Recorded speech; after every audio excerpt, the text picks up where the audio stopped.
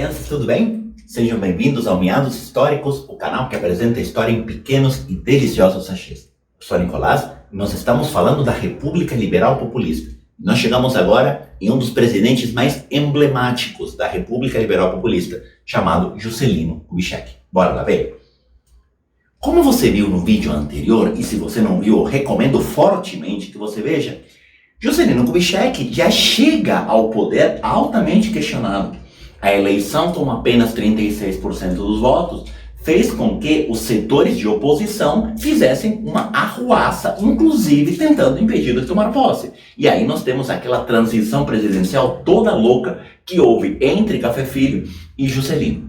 Mas Juscelino consegue tomar posse muito por conta da ação dos militares legalistas, muito por conta da ação do Marechal Lott, que a partir daí vai iniciar uma meteórica carreira política, certo? Mais pra frente o Marechal Lott ele vai voltar ao cenário político na próxima eleição. Juscelino toma posse. E a campanha do Juscelino, ela foi uma campanha muito bem elaborada. Juscelino fez toda a sua campanha em cima de um plano chamado Plano de Metas. O que são essas metas? Se você lembra do início dessa playlist, quando eu comecei a te falar do final da Era Vargas e da redemocratização, eu te disse que havia uma grande questão a ser discutida no Brasil a partir de 46, que é a questão do desenvolvimento, certo? Tanto que tinha um partido ligado ao liberal desenvolvimentismo, ao DN, um partido mais ligado ao nacional desenvolvimentismo, o PSD, JK, e um partido mais nacionalista que era o PTB, tá? JK assume a presidência da República e vai tentar levar adiante o tal do Plano de Metas. O que era esse Plano de Metas? O Plano de Metas era um plano de desenvolvimentismo. A ideia era trazer o progresso e a modernidade para o Brasil. Aliás, você que acompanha o canal, você que tem assistido os vídeos ao longo, principalmente os vídeos de história do Brasil, essa discussão de progresso é uma discussão que vem lá na República Velha. A gente fala em progresso e modernidade desde a Revolta Massina, tudo bem? Desde aquela playlist de revoltas no período da República Velha, eu comecei a te mostrar como a questão do progresso era uma questão discutida. Eu te diria mais, voltaria até um pouquinho antes. No final do Império, já se via a República como progresso. Olha como a questão do desenvolvimento é uma questão que sempre aparece no Brasil. Pois bem, esse desenvolvimentismo, ele estava diretamente ligado ao capital externo. O projeto do JK envolvia um desenvolvimentismo associado ao capital dos Estados Unidos.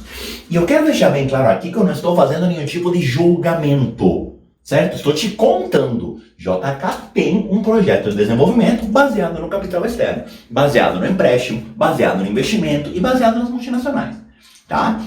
E com isso ele desenvolveria o Brasil 50 anos em 5. E eu gosto de deixar isso bem claro, porque isso aqui aparece sempre que se fala de JK. JK é o presidente dos 50 anos em 5. Nicolás, me explica. Sim, vamos desenvolver o que o Brasil deveria se desenvolver em 50 anos, a gente vai desenvolver em 5. Por que 5? Porque 5 é o tempo do mandato. 5 é o tempo que a Constituição prevê que um presidente possa ficar. O professor, mas pode ser 10. Não, porque não tem reeleição, certo? O objetivo do JK era promover o desenvolvimento de 50 anos nos 5 anos de mandato dele. E aí faz sentido ser capital externo, porque 5 anos é um período muito curto para ser de outra forma que não seja com dinheiro entrando rápido no país, tá? Nesse plano de metas, havia algumas áreas que deveriam ser priorizadas. Primeira área, uma área tripla, formada por saúde, alimentação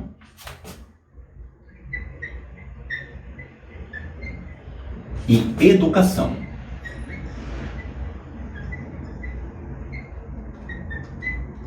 E antes que alguém acuse esse rapaz de comunista, não tem nenhuma acusação de comunismo nesse desenvolvimento da educação. Antes que alguém olhe, nossa, como o JK ele é preocupado. Calma, essa meta de educação foi a meta que claramente recebeu o menor número de investimentos.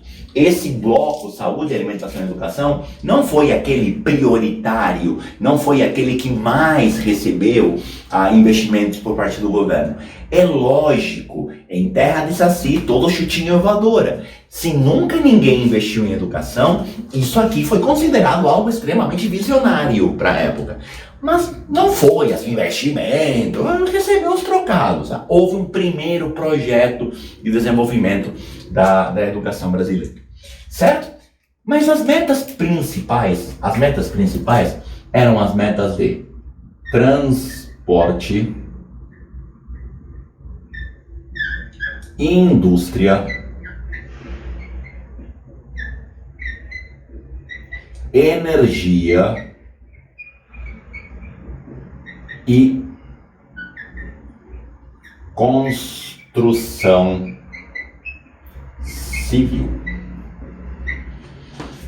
Nem vou fazer a piada em falando que a construção é que se olhou no espelho, porque ela civil, porque acho que é melhor você não ouvir uma coisa dessa. Pois bem, vamos lá. E aqui a gente vai analisar o governo JK meio naquela brincadeira de internet, expectativa, realidade, certo? O que acontece aqui? Essas eram as metas, esses eram os planos, esses eram os objetivos, essa era a expectativa. Como vai ser feito esse projeto? Vem comigo. A meta de transporte, ela vai ser desenvolvida principalmente com o estímulo a investimento em rodovias, tá? E a ideia de investir em rodovia no Brasil era uma ideia inspirada no modelo europeu. A Europa tinha um desenvolvimento rodoviário fantástico. A Europa, nessa mesma época, passou por um boom de desenvolvimento rodoviário. E o JK tenta trazer isso para o Brasil. E se você é uma pessoa com um pouquinho de noção geográfica, e até mesmo com um pouquinho de repertório histórico, você deve estar colocando a mão na cabeça e falando, mano, mas de novo a gente tenta trazer coisas da Europa e a gente esquece que o Brasil não é Europa. Pois é, a meta de transporte rodoviário na Europa funciona maravilhosamente bem. Porque os países europeus são países pequenos. Os países europeus são menores do que qualquer estado do Brasil, principalmente na Europa Ocidental. Certo? Portugal tem uma superfície de 5 pulos quadrados, 6 pulos e cai na Espanha. Portugal é minúsculo. A própria Espanha, ela é menor do que o estado de São Paulo. Então, nós estamos falando de países pequenos, nos quais o transporte rodoviário super sucesso. São países geralmente planos, até tem algumas irregularidades na França, na região dos Alpes, mas não são grandes irregularidades e são distâncias pequenas. Faz isso no Brasil. Para você atravessar São Paulo, em 1h30 que você atravessou Portugal de lado a lado, você sai de São Paulo capital, você passa Campinas e para aí. Certo? Você não sai do estado de São Paulo. Minas Gerais você leva 3 dias para atravessar. Certo? Então, os estados no Brasil são gigantescos. Imagina fazer isso de carro. O Brasil tinha potencial para um outro tipo de desenvolvimento de transporte. O Brasil tinha potencial para desenvolvimento hidroviário. O Brasil tem rios de facílima navegação. O professor, mas que maldade, e os peixinhos? Eu não quero andar pela água, prof. Eu tenho hidrofobia. Vamos pela terra. Tá bom, trem. Trem é mais barato, trem tem uma manutenção menor, trem carrega muito mais. Mas não, o investimento foi em rodovia. Mas professor, mas que dorgas que esse cara tá usando? Tem uma lógica. E aí você pode gostar ou não da lógica. Mas a lógica aqui era matar 2 coelhos de uma caixa d'água só. O desenvolvimento de rodovias atrairia para o Brasil montadoras de caminhão, de carros e caminhões. E aí chegaria-se na questão da indústria, atraindo para o Brasil as multinacionais.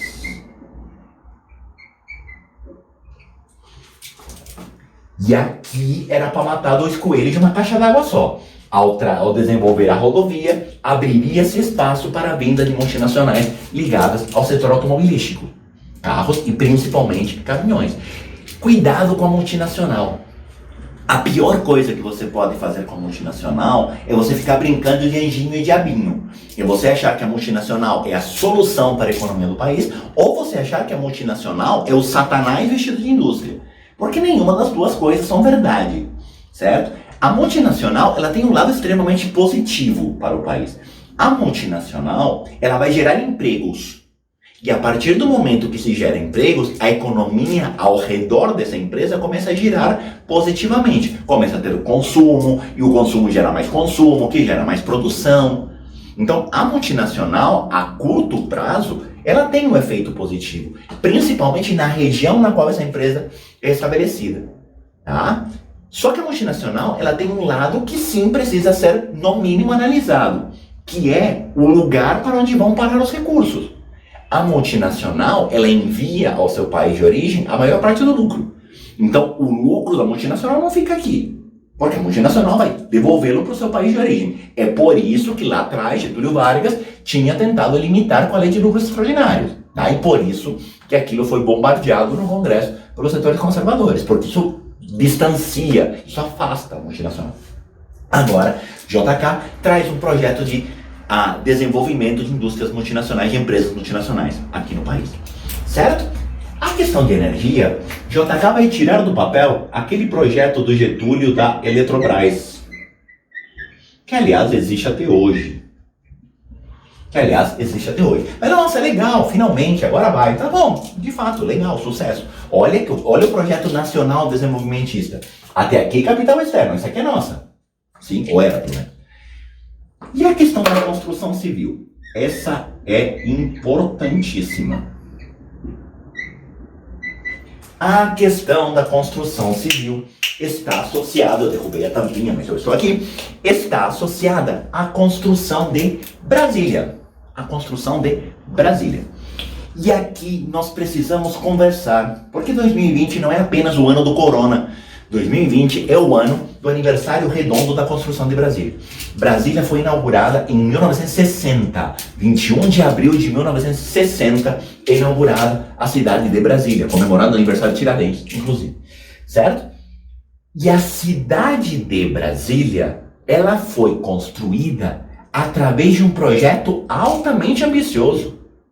A cidade de Brasília, ela foi construída para se tornar a capital mais moderna do mundo. Alô, Abu Dhabi, o pai tá on, é nós. Brasília vai ser mais moderna do que você. Brasília foi construída para se tornar a nova capital do país. E aqui sempre vale a discussão a respeito de Brasília. Nicolás, mas por que levar Brasília, ou por que construir Brasília para ser a nova capital? Vamos por partes. Uma coisa é o discurso, outra coisa é o que de fato acontece, tá? E a narrativa a respeito da transferência da capital para Brasília, ela sofreu algumas alterações. Ela não foi sempre igual. Até porque alguns argumentos, às vezes, perderam consistência, tá? Primeiro argumento para levar a capital para Brasília. É necessário tirar a capital do litoral. A capital no Rio de Janeiro ela está extremamente vulnerável. A capital no litoral se presta a ataques externos. Então temos que tirar a capital do litoral. Tá bom. Vamos pensar comigo? Qual foi a última vez que alguém que não o Brasil atirou no Rio de Janeiro? Eu te digo, 1555. Os franceses, quando tentaram estabelecer a França Antártica, tentaram se estabelecer no Rio em 1555. Fora isso, quem atirou no Rio de Janeiro fomos nós mesmos. Primeira revolta da Armada, tiro na Candelária. Segunda revolta da Armada, tiro no Rio de Janeiro. Revolta da Chibata, ameaça de tiro no Rio de Janeiro.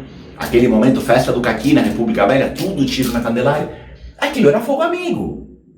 Certo? Se é pra nós atirar, nós atira no Rio, nós atira em Brasília, nós atira em Manaus, atira onde nós quiser. Se a questão é fogo amigo, não faz sentido esse discurso, tá? De fato, esse discurso cai por terra. Tá bom, vamos levar a capital para a região central. Porque levando a capital para a região central, nós integramos o país. Opa, essa é da hora. A capital está no centro. Se a capital está na região central, ela fica próxima da região norte, da região nordeste, da região sudeste e da região centro-oeste. Ou seja, há uma maior integração nacional, há uma maior integração regional. E principalmente, você diminui as distâncias entre o norte e o nordeste e o centro político, que estava no sudeste e agora veio para a região central. Esse argumento, ele é plausível. Esse argumento, ele faz sentido. Só que aí eu vou te rebater esse argumento. Construir uma capital, construir uma cidade do zero. Se tem Goiânia do lado, a menos de 200 quilômetros tem Goiânia, prontinha. Era só transferir a sede administrativa. Era só construir toda a parte burocrática e tal, mas a cidade estava pronta. Certo? Mas não, o objetivo foi construir uma cidade do zero. E assim, é muito louco isso, porque se fez um concurso para ver quem fazia o melhor projeto de cidade. Oscar Niemeyer foi vencedor e, de fato, o projeto de cidade de Brasília é espetacular. O projeto de cidade de Brasília é um projeto inacreditavelmente bom. Era para ser a cidade mais moderna do mundo. Certo? Esse concurso, ele vai ter o seu vencedor declarado em 1957. Onde eu quero chegar? Sabe os 50 anos em 5? Brasília teve 3 anos. Imagina você construir uma cidade do zero em 3 anos. Você concorda comigo que o gasto que você vai ter é surreal? Eu vou te dar um exemplo mais próximo de você para você entender onde eu quero chegar. Suponha que você quer fazer uma reforma na tua casa, a lá Irmãos à Obra. E eu gosto de Irmãos à Obra porque todo episódio eles têm 7 semanas e um orçamento X que é sempre igual para fazer uma reforma. Tá? Aquelas casas meio de papelão que tem nos Estados Unidos, aquelas casas que você arranca a parede com a mão, certo? Imagina se em vez de reformar 3 cômodos em 7 semanas, eles tivessem que construir uma casa do zero em 7 semanas. Tem jeito? Olha, provavelmente não. Mas se tiver, eles vão precisar de uma multidão de pedreiro. Você vai precisar de uma multidão de gente para construir uma casa em 7 semanas. Tá? Imagina construir uma cidade em 3 anos. Porque tinha que ser até o final do mandato do JK, tinha que ser inaugurado por ele. Imagina construir uma cidade em 3 anos. Certo? Onde eu quero chegar? Os gastos da construção de Brasília foram surreais. Inclusive, existem várias acusações de desvios na construção de Brasília. Eu vou repetir o que eu disse. Existem acusações e denúncias de desvios em Brasília. Você não pode chegar na segunda fase do vestibular e dizer JK construiu Brasília para desviar dinheiro. Você não é juiz, você não faz julgamento. Você pode dizer que existem denúncias. Fim, você não julga, você não acusa, certo? Senão você acabou de cometer um crime. Você acabou de caluniar JK, que por sinal está morto, certo? Então, cuidado. Mas existe, certo? Existe uma questão de gastos supérfluos na construção de Brasília. A cidade em formato de avião. E aqui o problema não é o formato. Podia ser avião, podia ser trem, podia ser nave espacial, podia ser um cupcake, tá na mesma. A questão é, precisava disso tudo? Aliás, essa questão é a questão que vai nortear toda a análise do governo JK. Quando a gente analisa o governo JK, essa é a pergunta que a gente se faz sempre. Precisava disso tudo? De fato era necessário isso tudo? Quer ver? Vamos tentar entender o final, vamos tentar entender os efeitos desse plano de metas, para a gente discutir isso mais uma vez no finalzinho do vídeo. Quando a gente analisa os efeitos do plano de metas, de fato, a gente não pode negar que houve um acelerado desenvolvimento.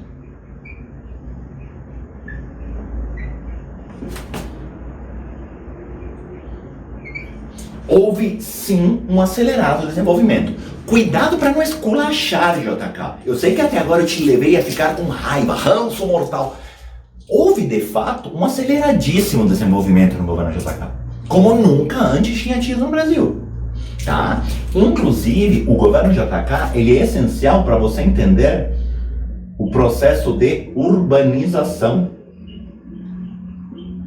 O governo JK promoveu o maior índice de urbanização do Brasil dessa época.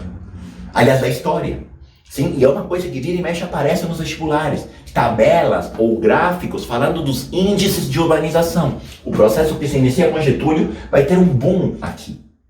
Aliás, o governo JK vai gerar um pequeno sentimento de euforia de progresso. Certo? O Brasil que vai para frente. O Brasil do futuro. Olha como as coisas acontecem às vezes meio sem querer na mesma época. Sabe esse período? Então, o período de JK presidente da República é o período em que o Brasil conquista a sua primeira Copa do Mundo. A tão sonhada Copa do Mundo. A Copa de 58 na Suécia. A Copa onde aparece para o mundo o tal de Edson Arantes do Nascimento, o nosso gloriosíssimo Pelé, que destruiu a Copa de 58 e trouxe o caneco para o Brasil. O Brasil ganha a sua tão sonhada Copa do Mundo. 20 anos depois daquela Copa de 38 que eu te contei do Getúlio Vargas, do Leônidas, agora o Brasil ganha a Copa para aumentar esse sentimento de euforia. JK vai ser o presidente que vai ser marcado pela euforia, pelo sentimento de progresso, pelo sentimento de vitória. Aliás, culturalmente, é muito legal que vai aparecer nesse momento um novo gênero musical chamado Bossa Nova.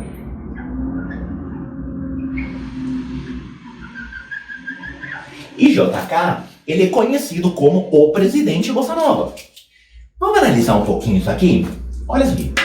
Urbanização. O Bossa Nova, ou melhor, a Bossa Nova, ela entra na música brasileira num lugar, vai começar a ocupar um espaço que era do samba. Tá? Onde eu quero chegar? Por que eu te falei da urbanização? A Bossa Nova é o gênero musical das cidades. A Bossa Nova é o gênero musical das cidades que tem crescimento vertical. Quer ver? Você junta 2, 3 amigos em casa, naquele seu apartamento de 50 metros quadrados. Você vai botar uma escola de samba lá dentro, com a ala das baianas. Não, mas você consegue levar 2 violãozinhos. E com 2 violãozinhos você toca qualquer bossa nova. E eu não estou dizendo que o ritmo pobre, muito pelo contrário, é dificílimo de tocar. Porém, é um ritmo que se adapta muito melhor a esse cenário de urbanização.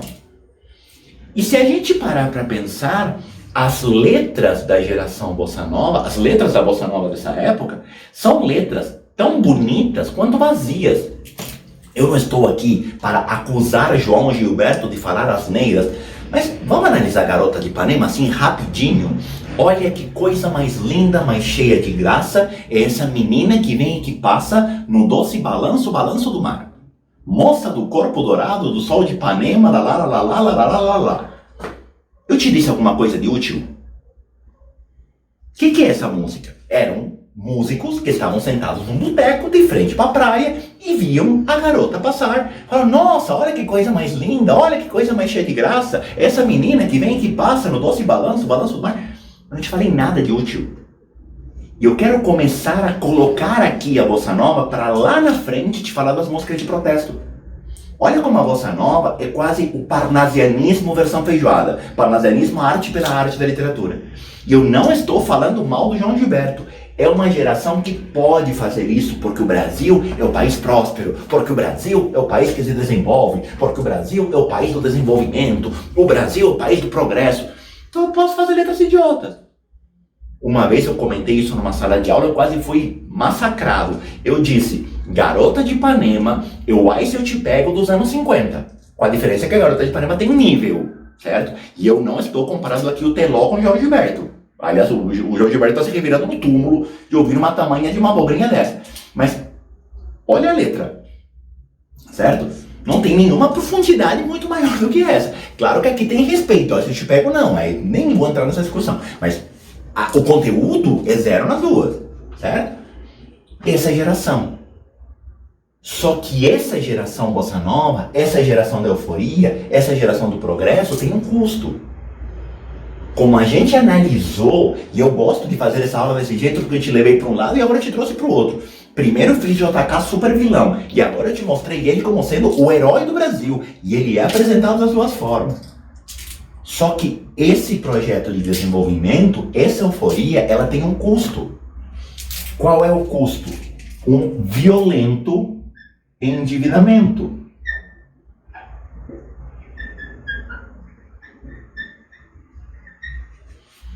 Um violento endividamento. Uma violentíssima inflação. Todo cenário de crescimento econômico gera inflação. Por quê? Porque tem mais dinheiro no mercado, os preços começam a subir.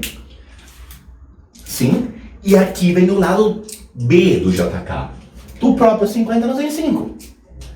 Acontece que JK, ele desenvolve o Brasil 50 anos em 5.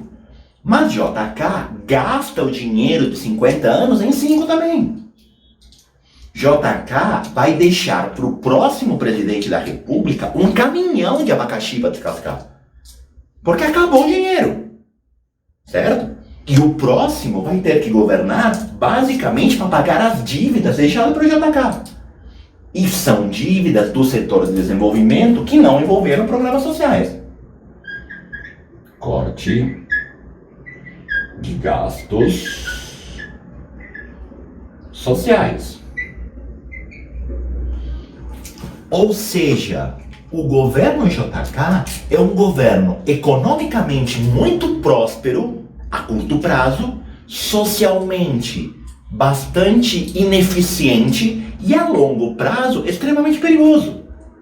JK deixa um legado de desenvolvimento que é inatingível para quem vem depois, porque isso a gente precisa perceber. Ninguém depois do JK vai conseguir criar esse sentimento de euforia, mas o JK também não dá condições para que isso aconteça, porque o próximo vai ter um pepinaço para resolver na mão, que é a gravíssima crise econômica que o Brasil está. E quem vem depois para resolver isso tem que ser um gênio. E quem veio não foi gênio, quem veio foi gênio. A campanha eleitoral de 1960 foi uma campanha eleitoral estranha, certo? Porque a euforia vivida pelo desenvolvimento do governo JK, agora a gente tem que olhar também a gravíssima situação social dos mais pobres. A exclusão social e a distância entre ricos e pobres era cada vez maior. E isso podia ser muito bem capitalizado por setores mais progressistas. Quando eu digo mais progressistas, eu não te digo setores à esquerda porque eles são proibidos. Lembra que desde 46 é proibido o Partido Comunista. Então você não tem setor realmente à esquerda. Nesse momento, esquerda é subversão, esquerda é a encarnação do Satanás. Anos 60, a Guerra Fria está pegando fogo, com todo respeito. Certo? Então, o progressista aqui é o PTB, o progressista aqui é o trabalhista, que poderia explorar muito bem essa crise. Por que que não consegue? Porque os setores conservadores se articulam em cima de um candidato novo, em cima de um candidato que não fazia parte da velha política, em cima de um candidato que representasse uma renovação, em cima de um candidato que fez toda a sua carreira em um estado e era desconhecido pelos outros 26. Em cima de um candidato que viesse com um discurso popular, mas de garantir a moralidade. De quem que eu estou te falando? Jânio Quadros. Jânio Quadros. Jânio Quadros era candidato de um partido chamado PTN. O PTN é um partido completamente inexpressivo no Brasil. Mas o PTN teve o apoio da UDN. Nicolás, mas por que isso? Porque todos os candidatos que a UDN lançou até agora perderam. Pensa comigo, Eduardo Gomes perdeu 2, se perdesse mais uma, perdia a música no Fantástico. Juarez Távora rodou também, certo? Agora a UDN muda a estratégia. E a UDN apoia um candidato que não era dela, mas que era de um partido que prometia a renovação, que prometia a quebra com as velhas estruturas, que prometia uma novidade, que era o nosso gloriosíssimo Jânio Quadros. E Jânio Quadros foi eleito presidente da República. Presidente. Tá? Nicolás, mas tá estranho isso. Até agora você coloca o percentual de votação.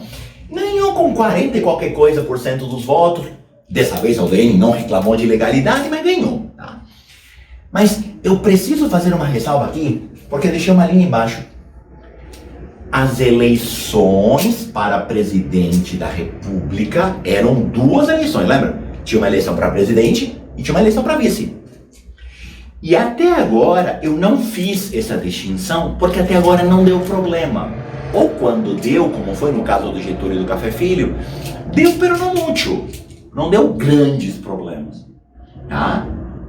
Quem que vai ganhar para vice-presidente da República? João Goulart. Nosso gloriosíssimo Jango, do PTB. Jango, que foi aquele que um dia tinha sido ministro do Trabalho do Getúlio Vargas. Esse cara ganha para vice-presidente. Tá? Jango, que já tinha sido vice-presidente do JK. A dobradinha PSD-PTB envolveu esse cara para vice. E olha que coisa maluca, para vice podia ter reeleição, para presidente não. Certo? Então João Goulart é vice-presidente de novo. João Goulart que era o espírito de Vargas. João Goulart que era aquele que representava a voz progressista. João Goulart que era aquele que representava a voz do povo. João Goulart que era aquele que representava o projeto de reformas sociais. João Goulart que era a esperança de um programa social que até agora não tinha acontecido. João Goulart que não tinha absolutamente nada a ver com Jânio Quadros. A dupla Jânio-Jango era uma dupla extremamente explosiva. Eu não vou te dizer que era água e óleo, mas quase. Politicamente falando, são orientações completamente diferentes. Uma orientação totalmente voltada para o capital externo, para o modelo altamente liberal, e uma orientação nacionalista, uma orientação reformista e uma orientação trabalhista. Repare que eu usei 3 istas: reformista, nacionalista e trabalhista. Qual ista eu nunca usei? Eu nunca usei comunista, eu nunca usei socialista. Esse cara é de direita. Esse cara é progressista de direita. Esse cara não vai acabar com propriedade privada, até porque ele é latifundiário. Esse cara não vai dizer que os operários têm que tomar o poder. João Goulart não é comunista, não é socialista, nada do tipo. Ele é reformista, trabalhista e nacionalista. Mas comparado com Jânio Quadros, ao lado de Jânio Quadros, era a encarnação do Marx. É tudo uma questão de ponto de comparação. Imagina esses 2 caras governando juntos. Fatalmente viveremos altíssimas aventuras daqui pra frente. No próximo vídeo, lá vem Jânio com a sua vassoura. Tá bom? Tchau, tchau, obrigado. Até o próximo vídeo.